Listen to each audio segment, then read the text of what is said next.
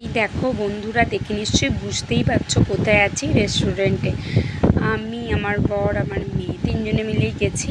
কিন্তু কি খাবো ভেবে পাচ্ছিলাম না। অবশেষে ঠিক হলো চিকেন চাও খাবো। যাই হোক, অর্ডার করা হলো, এবারে আসবে। তো দেখো, সেটাই তোমাদেরকে দেখাবো। দেখো চাউমিন এসে গেছে, এবার আমরা খেতে শুরু করে দিচ্ছি। দেখো আমি এই টেবিলে বসেছি, ওরা দুজন ওই টেবিলে বসেছে। খুব ভালো হয়েছে চাউমিনটা, দেখো খুব টেস্টি।